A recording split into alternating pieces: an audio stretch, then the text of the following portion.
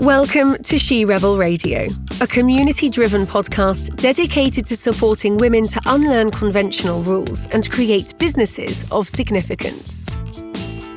Each season, She Rebel Radio brings you insights and advice from noteworthy women entrepreneurs who strive to create more meaning, impact, and purpose. Now here is your host, Lulu Minns. Welcome to episode 77 of She Rebel Radio, Normalising the Stigma of Mental Health with Jodie Hill. Jodie Hill is the founder and managing partner of multi-award-winning legal firm Thrive Law. As a specialist in employment law, Jodie has had her own struggle with mental health and as such is a huge advocate of sharing her story to create change and normalise talking about mental health.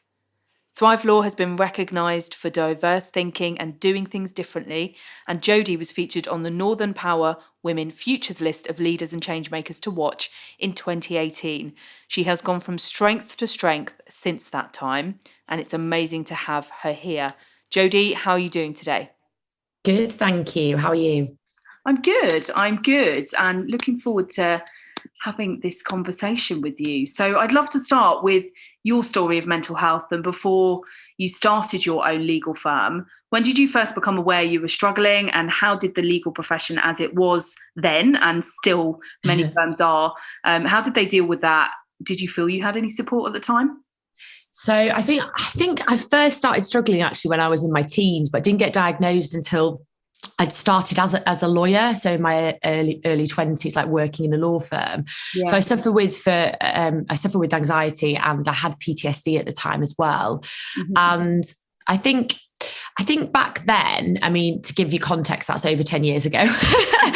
I do think back then it was definitely talked about less, and there was very little awareness about how to support people in the workplace, in my experience, and as an employment lawyer as well. Certainly saw that on the ground.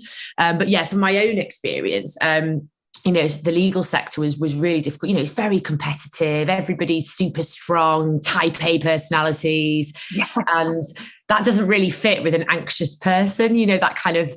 So I think there's an element of perhaps me masking that to fit in, especially because I was so junior and I was trying to qualify and I wanted to be the best.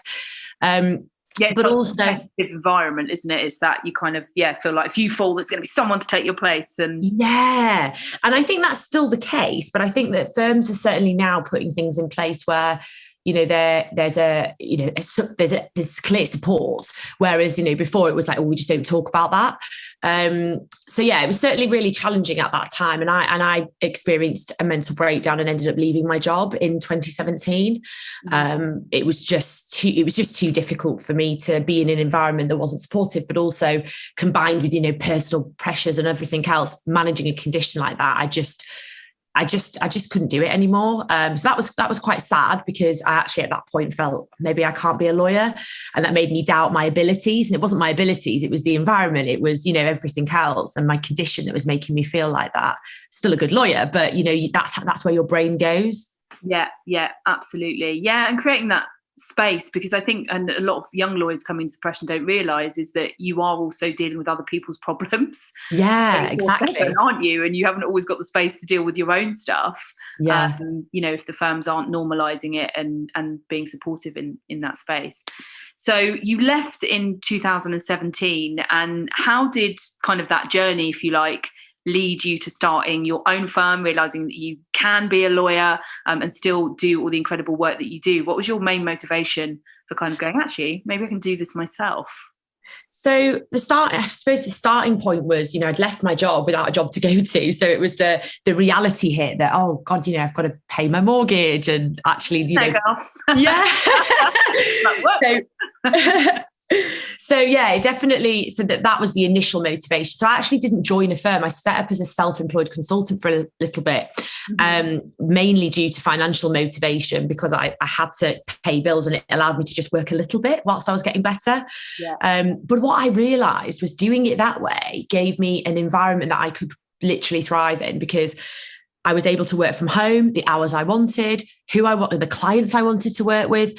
And that gave me a real feel for, actually, this could be really good. I could get better by having this sense of purpose, helping me, because I think, one of the things that I certainly recognize in hindsight was, leaving my job actually meant that I didn't have a purpose anymore because I wasn't doing anything. And I became a lawyer to help people and to give people a voice. And so once I started back on that journey, I actually got better a lot quicker because I was in the right environment. And also I was able to work super flexibly around bad days, around panic attacks, around, wobbles, which are inevitable when you're on that journey. And then it was so that was in kind of the April, May time. It was probably about the May time. And then by the summer, I'd say I was pretty much like, actually, I'm getting loads of clients here. This is actually really good. And I couldn't find a firm. I was contemplating, shall I go work in a firm? What shall I do? Because obviously I had a client base. But to be honest, I couldn't find a firm that really aligned with my values and really supported mental health and put D&I, diversity and inclusion, at the top of like their agenda. Mm-hmm. So it all seemed quite corporate and probably a bit of lip service in a lot of firms. So then I, in a moment of madness, thought, well, I'll just set my own up. Can't be that hard. Can't be that hard, can it? So I was 28 when I started the process, set the firm up when I was 29. And I suppose the rest is history. But yeah, it was, I don't know, I suppose it was about me creating an environment, first of all, from a selfish position, for me to be able to feel psychologically safe. Yeah. But then also educating employers and providing an environment for my staff to come, at the time I didn't have staff, but hopefully attracting people who would share those values. So it was a bit of a risk from me because I didn't know if anyone would. Mm-hmm. Yeah, definitely. Well, yeah. And it sounds like as well, you had, more than enough work that you then needed to kind of, share with others. So you grew quite naturally, but then didn't find somewhere that aligned with your values. So created that yourself. Yeah, exactly. Yeah. Amazing. So what's been the reality for you with starting your own business? Firstly, what have been some of the tough points? And then secondly, deciding to do it differently in such an established, and sometimes I think, and it's with respect, but archaic industry. Certainly from my perspective, and I think my background's in criminal law, so I was a litigator for 11 years, and the courts kind of even more so sometimes behind where the rest of the world seemed to be, to me. Yeah, it is.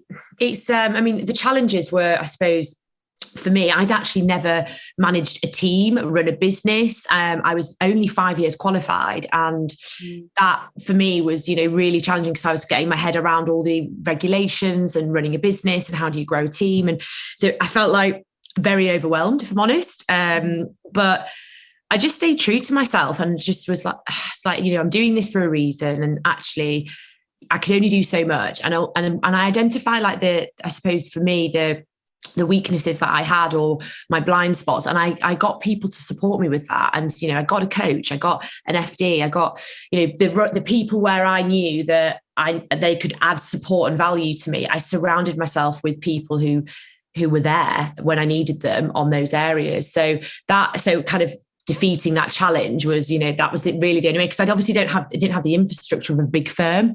Even things like going down to like accounts, who raises the invoice, who chases it, they're the things you don't think about until you run your own business. Yeah, exactly. And you said like that staying true to yourself, and you've mentioned about, your purpose and that being a driver for you.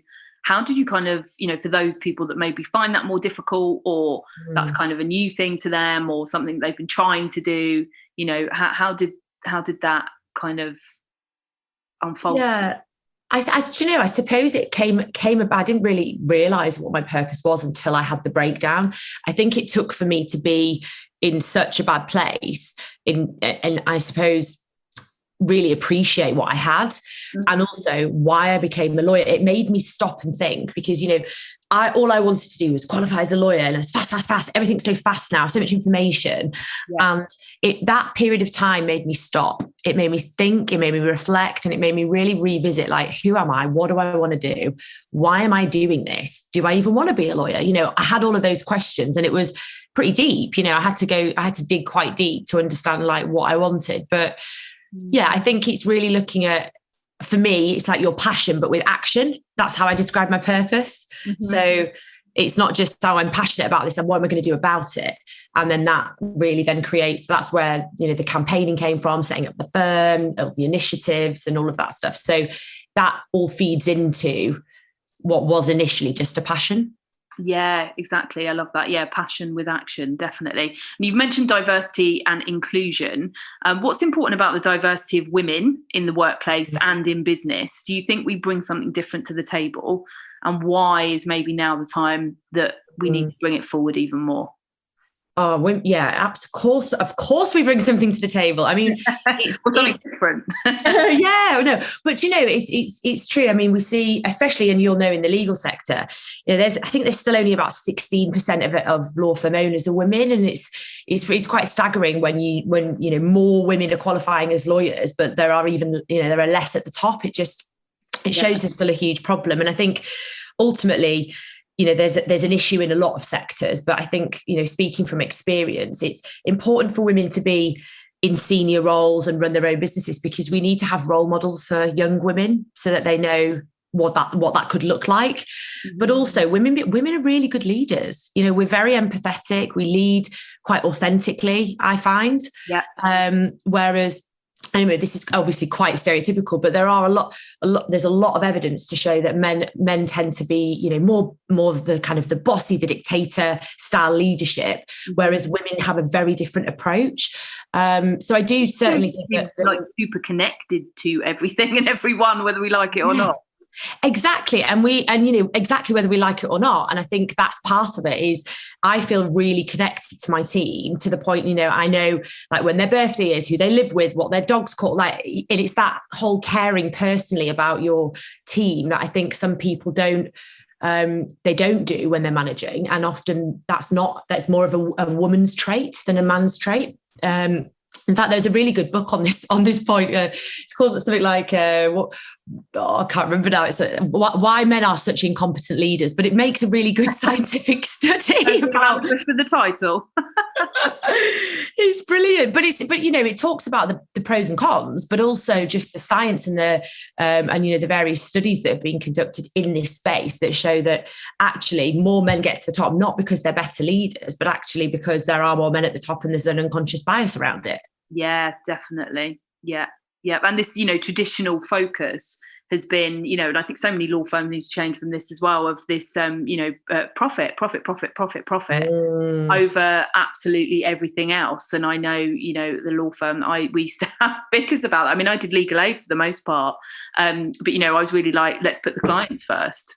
And that's what really matters rather than, That's it. Yeah. And I think that's often lost, especially in the legal sector, is, we have a duty to our clients and, that's where our focus should be. But it often is driven away from that through billable hours targets, networking and all the other stuff that's put onto lawyers. So that's what I also wanted to get rid of when I set my firm up. So we don't have billable hours targets. And in fact, we're just about to rebrand and our new kind of tagline, as it were, is where people matter. And actually that's not just in the firm, it's where people matter in terms of our clients and how we help them with their people. And it's very people focused. And I think, for me, it's really nice to have a team of people who share those values and are helping me drive that agenda forward. Yeah, and when you focus on people come back and they step around, don't they? But, I'm of the age, I'm almost showing my age now. When I first started as a trainee, that we literally had pieces of paper for our time recording. We used to have to pin on our thingamajig of, the 6 minutes we'd spent on this and that and all of that. And it gets, certainly in legal aid, it was unsustainable because, of that many cuts that we were receiving. So you were having to kind of do 3 things at once to have, any kind of billable hours that, paid for what needed paying for. But anyway, you've continued to share your story of mental health to galvanise change, and particularly for the workplace and corporate environments, to normalise that it is okay for people to struggle with their mental health. Why do you think the power of your story is so important? Well, I think we all have a story, and I think some people are ashamed of their story or not sure of their story, or aren't really sure what their story is because they've not really kind of delved into it. But essentially we all have a story, and I think it's really important, especially as leaders, to share that story, whatever it is. That I think, don't compare yourself to other people, because somebody will resonate with that, and you'll help someone, you'll inspire someone, you'll help if you help one other person to be more open about their mental health, you could save a life. And I always think it's worth it for that 15 minutes of vulnerability, that that uncomfortable feeling you might feel. It's so important to share in a vulnerable way, because we're all human, and it doesn't matter who we are. Mental ill health can creep upon any of us, and you could be the CEO of a massive company, a doctor, a lawyer, whatever. I think it's important that we know that. And when you're mentally unwell, you feel very isolated. So if you can hear a story of someone else who's had similar struggles and see that they've recovered and actually are doing really well, that is really powerful. Yeah, because I think statistics have shown, haven't they, the legal profession, I think dentistry, similar, that there really is a high level of mental health and suicide, etc. But again, it's just not been addressed in the profession, so openly. So, and we are human. Absolutely. And it's important it's not missed. So we've obviously seen a rise in mental health concerns with the pandemic. I know with the work that I do, it gave me a greater sense of purpose in understanding, all the things that I'd experienced and why I do what I do. So we've definitely seen a negative impact in terms of mental health. But how has that impacted your work within the mental health sector? And also, what positive changes do you think we've seen from this kind of 15 months of life being very different? Yeah. So I think there's certainly been an increase in awareness. I think it goes without saying, every single person in the entire world has been impacted. It's to some degree, whether that's stress or feelings of social isolation, anxiety. So what that's done is it's forced it to the top of business agendas, because they've had to consider the mental health of their team, the well-being of their team, and how they're going to support them to be a resilient workforce when they come back, or with all the flexible furlough or whatever might be happening. So in that sense, I think it's a positive. Obviously, the negative impacts are, we don't even know what the long-term impact is going to be. I did a white paper after the first lockdown on the impact of COVID on mental health, and the stats were awful. And that was after one lockdown. We've had 3 and a really cold winter since. Yeah, I think a lot of people have found this one worse. I've definitely found this one the hardest, for sure. Yeah, I think it's just because it was so dark and cold, and there's an awful lot of anxiety still, even around going back to work. Yeah. So there's that overwhelm of people are quite used to being at home, albeit they want to go out. There's still that quite rightly feeling that way, but that feeling of, can I be in a room of 100 people or however many it might be in the workplace? So yeah, it becomes more mentally exhausting, and I think we're more conditioned to. In fact, I've done a podcast episode about this. I used to represent lifers, and coming out where you haven't had freedom is a really difficult. We get very conditioned to just. I think there's been much less enthusiasm with the world opening up, or the UK opening up this time, hasn't there? Not everyone's rushed out like we did before. I think so. And I think, there's lots, I'd like to think there's lots of lessons we can learn from what's happened, in particular, looking at flexible working. Yeah.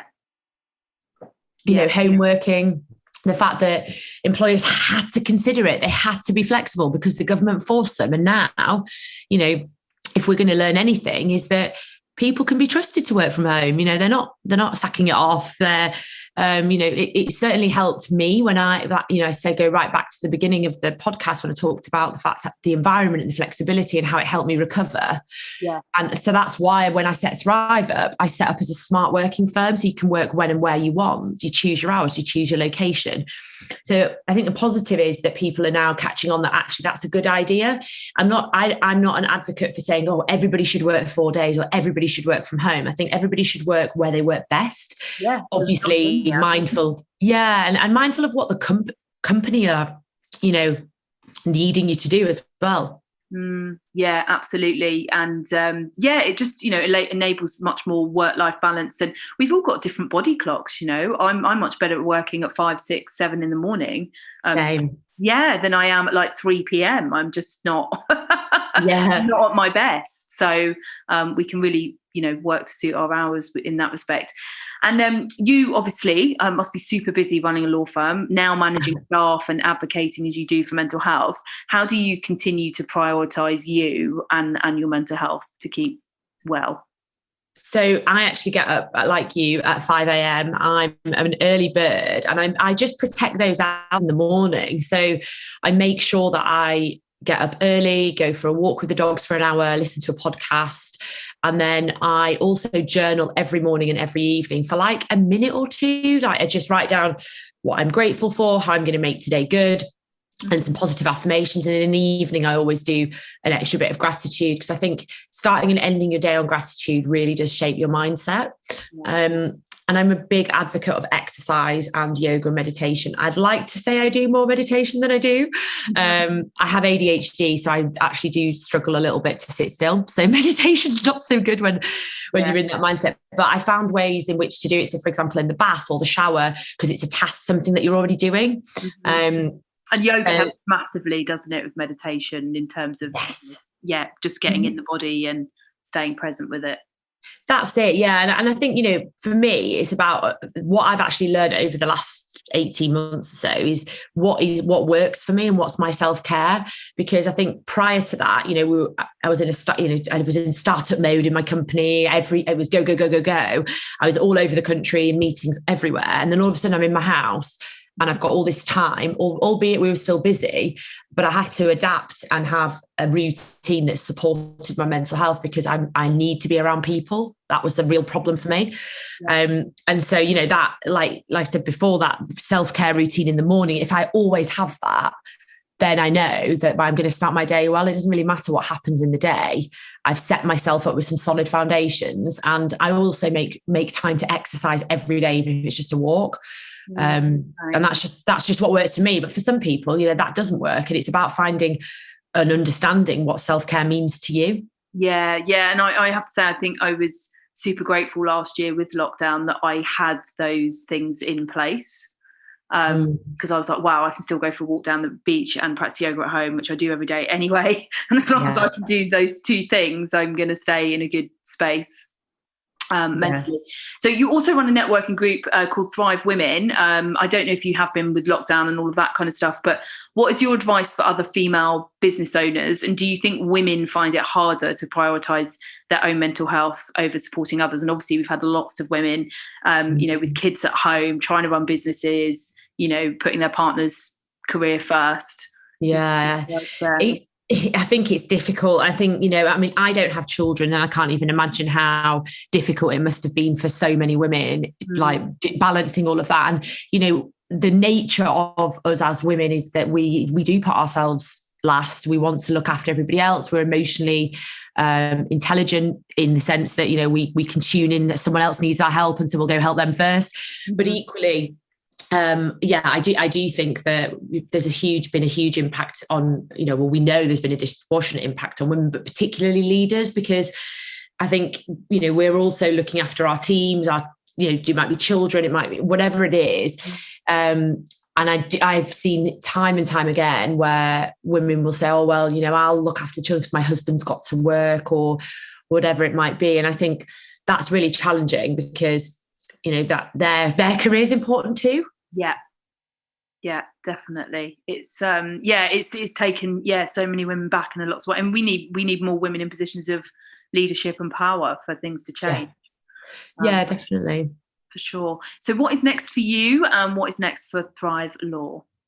So we're just rebranding, actually, which is really exciting, because I kind of created my little brand, it's only 3 years ago, but I feel the firm has grown so much, and we're being approached by some amazing organisations to basically tender for and work with them on all their D&I work and their employment law work. And it's just, so for me, that's really exciting, to be really broadening the companies that we work with and the type of work that we're doing. And we're also recruiting. So we're working with a couple of different people at the moment. We're bringing on quite a few people, actually. So yeah, lots happening, which is really, really exciting. And I'm hoping probably not this year, but maybe next year we'll then relaunch our events and stuff. But just because we have so much happening this year and there's so much uncertainty, we've just put the events and everything on the back burner for now. And then we did launch our own tech actually in last lockdown. So we're looking to develop that, which is a wellbeing platform, which basically helps employers keep wellbeing at the top of their agenda with all sorts of different stuff in there from a manager's perspective, but also an employee's perspective. So I really want to develop that next year and at the end of this year, so that we can add like more training, more modules and more support for employers and keep it really cost effective. Oh, amazing. Yeah. And sorry, because I know you were doing quite a few events before COVID, so it'll be good to get those back out there when we have that freedom. I know I've been feeling the same about retreats that I host, which we've got a few booked in. So it's good to get them in at the end of the year, but it's been tough to let go of that being around people, hasn't it? And doing events. Amazing. Thank you so much, Jodie. Oh, thank you so much for having me. Thanks for listening to She Rebel Radio, the podcast for women unlearning conventional rules and creating their businesses of significance. She Rebel Radio is executive produced by award-winning coach and advocate Lulu Minns. If you enjoyed this episode, make sure to hit subscribe. And if you're feeling social, find Lulu Minns and the She Rebel Radio community using the links below.